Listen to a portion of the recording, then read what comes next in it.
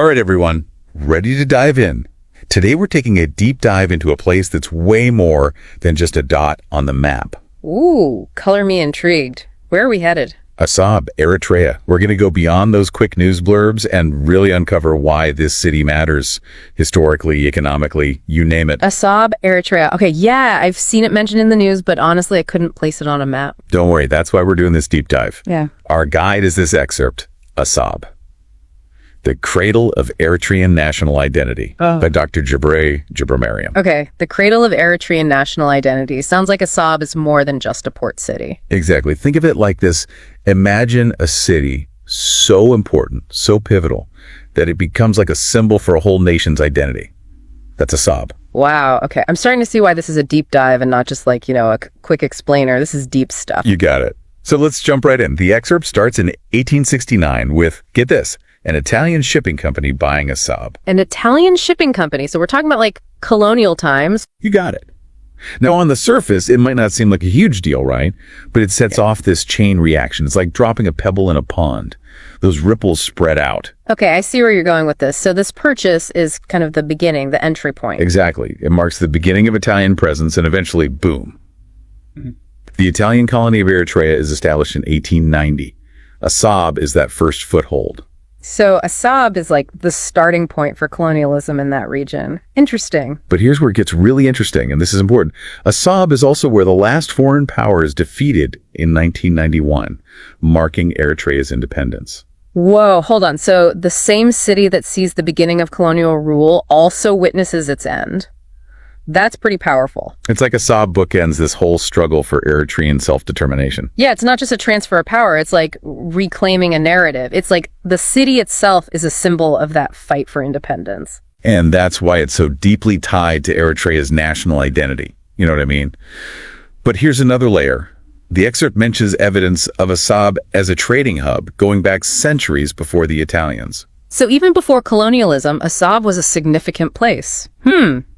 Makes you think about how often history gets overlooked or rewritten, doesn't it? It's like peeling back layers of time. We're talking about a region that was shaped by, get this, the Kingdom of Aksum. Kingdom of Aksum. Wait, refresh my memory. Wasn't that a pretty powerful empire way back when? Yep, a major player in the ancient world. Yeah. And then you've got the Afar Sultanates, which were essentially like independent kingdoms ruled by sultans. So we're talking about a place with a long, rich history, long before any colonial powers showed up. Layers upon layers. Exactly. It wasn't just created by colonialism. It was already a crossroads, a meeting point for cultures and commerce. Which makes you wonder, what about Assab today? Right. What about present day Assab? What's happening there now? Well, according to the excerpt, Assab today has massive untapped potential.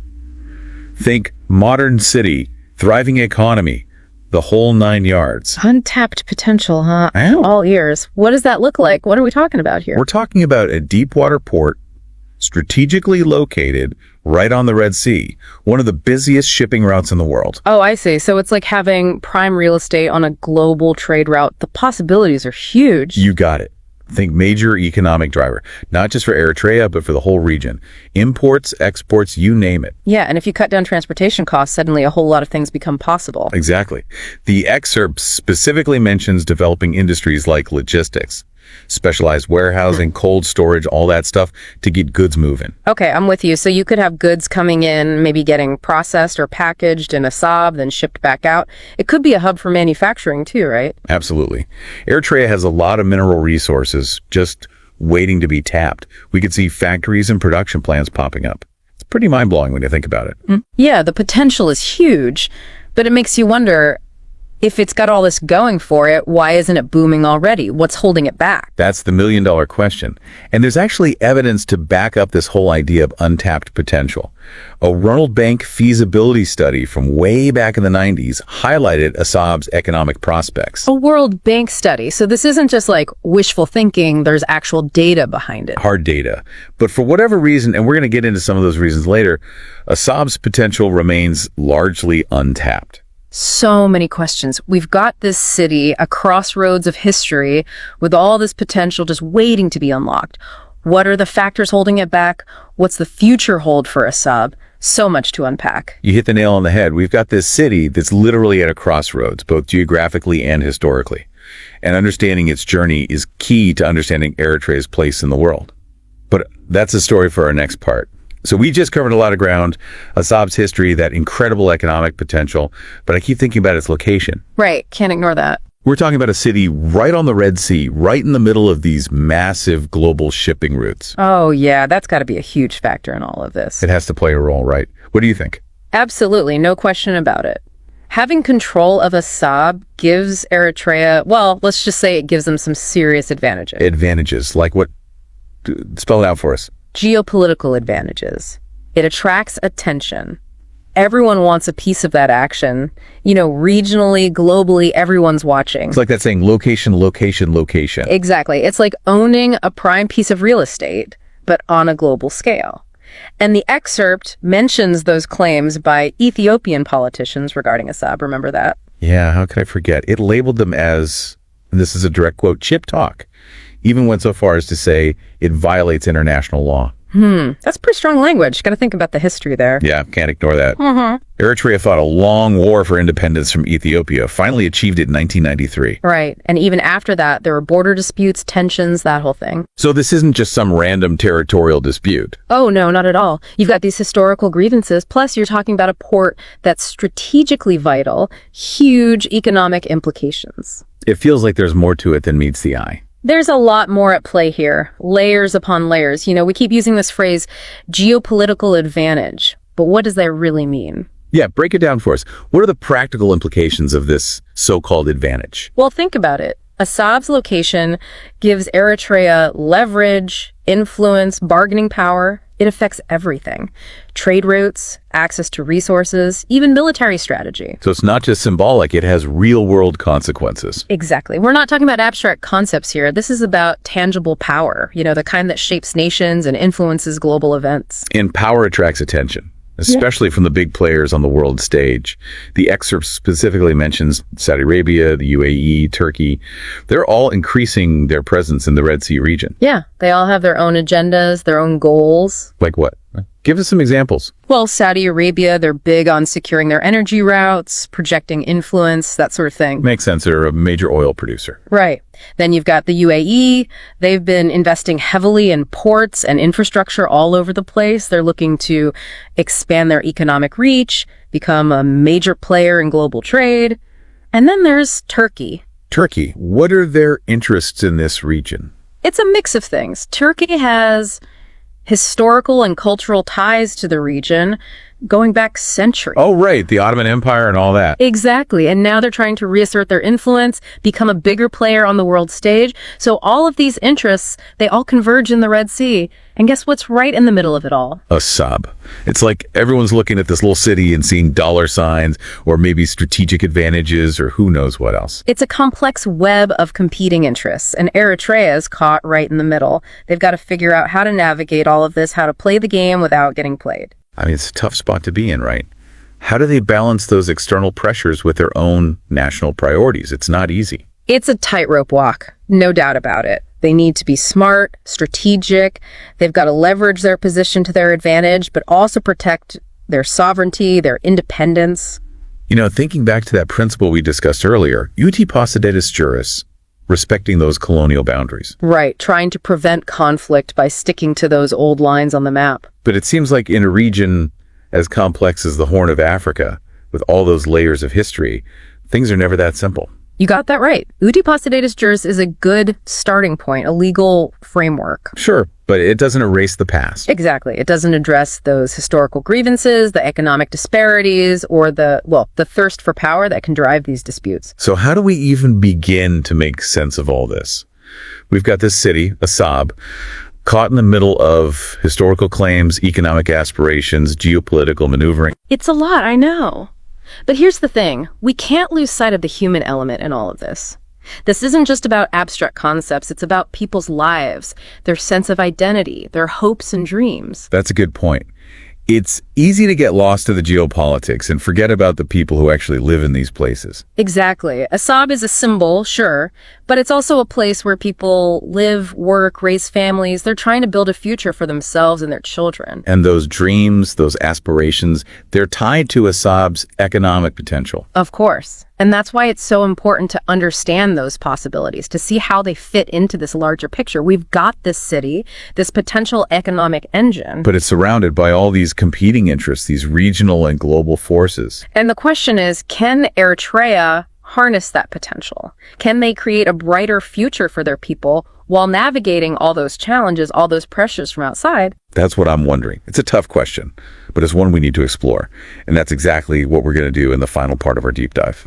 All right, so we've explored Assab's past, that whole journey through colonialism and independence, and we talked about how strategically important it is in a region where everybody wants a piece of the pie. It's a fascinating story, really. A city shaped by global forces, local aspirations, you name it. But now, I want to shift gears a bit and look ahead.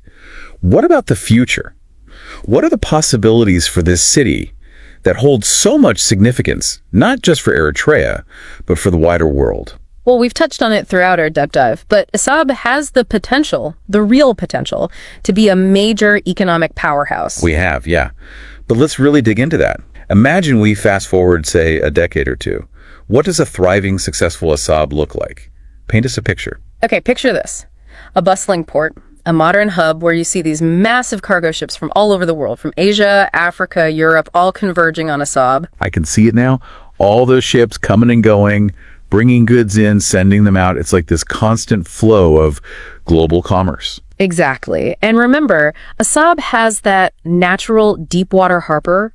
It can handle those massive ships, the kind that carry huge amounts of cargo. So it's perfectly positioned to be a world-class shipping center. But it's not just about the ships themselves, right? Right. You need the infrastructure, the support systems to handle all that activity.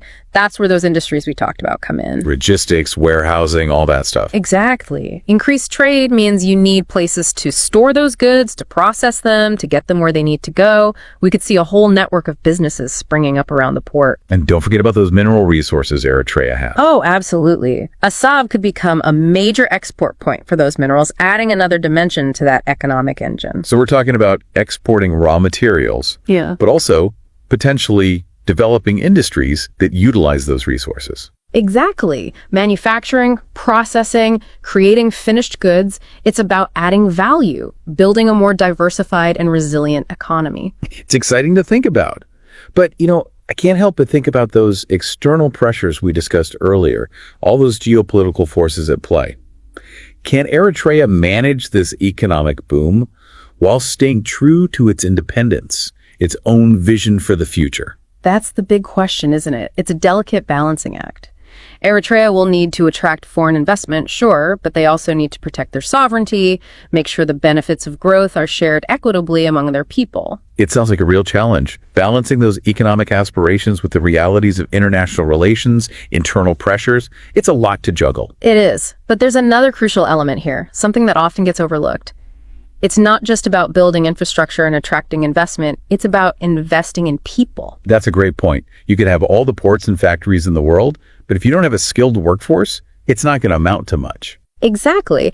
Eritrea needs to create opportunities for its citizens to participate in this economic transformation, to benefit from it. So we're talking about education, training programs, support for small businesses, things like that. All of that, absolutely. It's about empowering people, giving them the tools and resources to be active participants in their own future, not just passive bystanders. It's about sustainable development, a future where economic growth goes hand in hand with human well-being. Exactly. It's a holistic vision, one that takes into account both the material and the human aspects of development. It makes you think, what would it take for Eritrea to make that vision a reality? What are the steps, the policies, the decisions that need to be made? Well, there are internal challenges to address as well. Eritrea has faced criticism regarding its human rights record and political system. Right, that's been a recurring theme in discussions about Eritrea. Creating a climate of openness, respecting fundamental freedoms, ensuring accountability, these are all crucial pieces of the puzzle. So it's a complex picture, full of potential, but also with some serious obstacles to overcome. It's about more than just dollars and cents. It's about building a society where everyone can live with dignity and opportunity. And that's what makes the story so compelling. We're not just looking at a city on a map, we're looking at a microcosm of those larger global forces, those aspirations for a better future, those struggles for justice and equality. It's a reminder that even a place that might seem remote or unfamiliar is connected to our lives in profound ways. It's a reminder that we're all part of this interconnected world, that the choices we make, the actions we take, have ripple effects that extend far beyond our immediate surroundings. Well said.